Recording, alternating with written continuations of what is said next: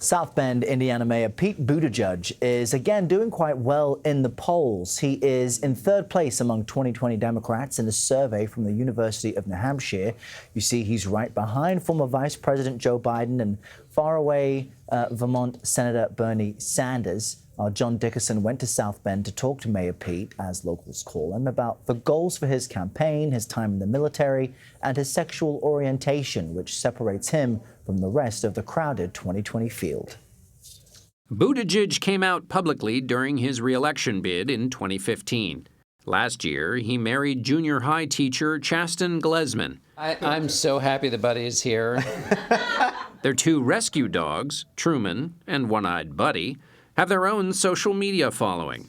It was Buddy who interrupted our interview. This is like politics. This is like the trail. You think you're doing a great job, and then someone comes from the left and interrupts everything. Or the right. Welcome to politics. Exactly. Yeah. It's not the kind of marriage voters have seen before in a presidential campaign, and raises the question, is the country ready for a gay president? Do you feel that your marriage is campaigning as well, because you are doing something that is new in American politics? I think I'd argue I don't have to answer for it. I mean, we passed marriage equality. I don't think I have to answer for my marriage anymore.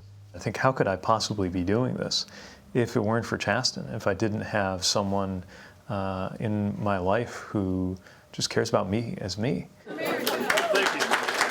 The messenger is the message.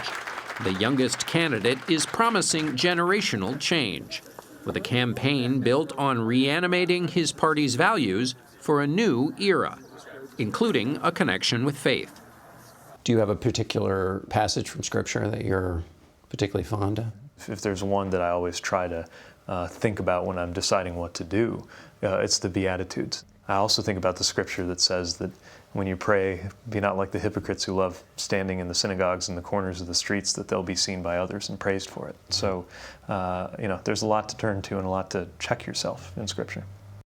John Dickerson there reporting for CBS Sunday Morning. Well, take a look at this. In 2006, a majority of Americans polled said they were uncomfortable or had some reservations with a gay or lesbian presidential candidate. But in the years since, American views have effectively flipped. Now nearly 70% say they're enthusiastic or comfortable with a gay candidate. Washington Post national reporter Dave Weigel looks at national attitudes toward an LGBTQ candidate in a recent issue of his campaign newsletter, The Trailer. You see, he joins us from Washington. Also with us is former Houston Mayor Annise Parker. She's now the president and CEO of the LGBTQ Victory Institute. Welcome to you both, and a bless you to, I think, someone in Dave's newsroom who's sneezing over there. There's something going around. But Annise, let's begin with you. What is the significance of Pete Buttigieg's candidacy in your view? Well, first and foremost, he is a surging presidential candidate, but the fact that he is openly LGBT and so comfortable in his own skin is really a gift to the LGBT community writ large. He is a symbol and a role model, and this is an opportunity for all of America to see the reality of our lives, which is we're just like everybody else. And I think something that really personified this recently was a bit of a clash that Buttigieg has had with our vice president. He garnered a number of headlines for going toe-to-toe with Vice President Mike Pence. Dave, for our viewers who don't know some of the background around that, just remind us what happened between the two and why it was so noteworthy. Well, it wasn't between the two men in particular. Mike Pence, as a congressman, then for 4 years as governor of Indiana, said that marriage should be defined between a man and a woman. He was on the losing side of some lawsuits to that effect, winning side of some. He signed on it really a bill that seemed for a short time to end his national ambitions, which was a religious liberty bill that was written in a way that allowed anti-gay discrimination, and then he became vice president. So Buttigieg did not have a personal tiff with him in the past and just kind of pointed out the record. And the way Pence defended himself from that was by saying that that Buttigieg attacked his faith, that they were friends and that he didn't, or they had a good relationship before, and He didn't know where this came from, which I think to a lot of Democrats revealed a weakness that Buttigieg had exploited in a way that other candidates had. Frankly, that even when he was running for vice president, Democrats didn't effectively nail Pence to the mast on what were, when he was starting out in politics, 2000, popular anti-gay policies, what are now extremely unpopular. He's never had to apologize or explain his views on that. And Annise, in your view, does that episode show that Democrats, and specifically for Mayor Pete, they now have a narrative or a line of attack to say, I may be a Democrat, I may be gay, but I still am steadfast in my faith? Did that surprise you? Well, I wouldn't call that a line of attack. I would say that if you are a person of faith, you need to be comfortable in your faith and be willing to talk about it. And I think it's much more common for Democrats in certain parts of the country, in the South, for example, than it is in other places. It's refreshing to see Pete do it. It's not just a matter of proclaiming or professing to be a Christian. He's a practicing Christian. He goes to his local church. He is comfortable talking about how his faith influences the decisions that he makes. I think what people want is to know the candidate and know how they make decisions.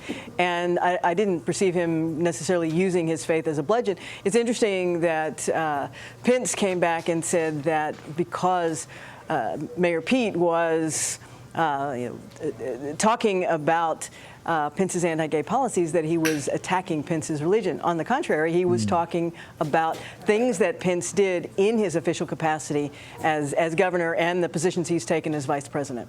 So in that respect, do you feel that Mayor Pete is effectively giving a bit of a roadmap in ways to defend your faith and your position and have this kind of political disagreement across the aisle? Well, it is a roadmap, but it can't be something where someone doesn't actually have the belief or the feeling. Faith in politics is something that you have to navigate, and for a long time, I think, for various reasons, because we are so much more multicultural, that Democrats have hesitated to go there. But as long as Pete is expressing something that is organic to how he views the world, I think that it is a roadmap, and that other candidates you're going to see do that as well. You know, I've long talked about the faith and family values, but it's less heard when you're in, again, as I said earlier, when you're in other parts of the country. But Pete has clearly laid out the possibility of Democrats being more open about their faith and how they approach the world. And there's a way to do it that is inclusive and shows who you are and not exclusive. And again, I don't see it as attacking. I see it as being legitimately who you are. That's what Americans want. They want to see and know who their candidates are. Right, and they want that to be an authentic depiction. Dave, to Annise's point, the gay rights debate in the U.S. in many ways had morphed into a religious liberty debate, with conservatives kind of redefining what it means to challenge. Let's say you're a clerk in Kentucky, for example, a same-sex couple who wants to get married. Is that an accurate kind of description of how the debate over this issue has changed?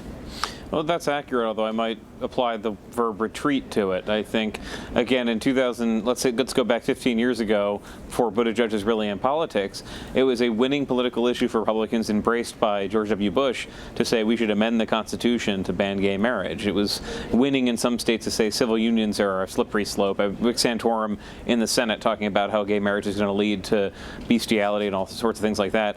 That argument was lost by conservatives over the course of about a decade, longer. The fight for gay marriage goes longer, and they moved on to the religious liberty space of this, saying that there are threats to, there are people who are going to be forced to sign off on things they don't agree with for religious reasons. That also has not been politically effective for them in a lot of cases. A lot of I was mentioning Pence's bill, a lot of bills signed to protect religious liberty, when you poke some holes in them, they turn out to say this: we're going to find ways to fire people for being gay from certain companies, like a Hobby Lobby or like a thing like that.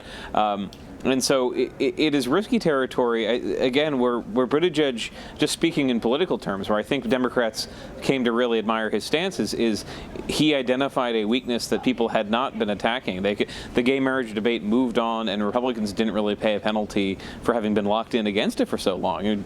Donald Trump runs in 2016 as a Republican who's fine, who's pro-LGBT, who has a gay speaker at the national convention. Buttigieg put them back onto turf that they used to be comfortable with, and they no longer are.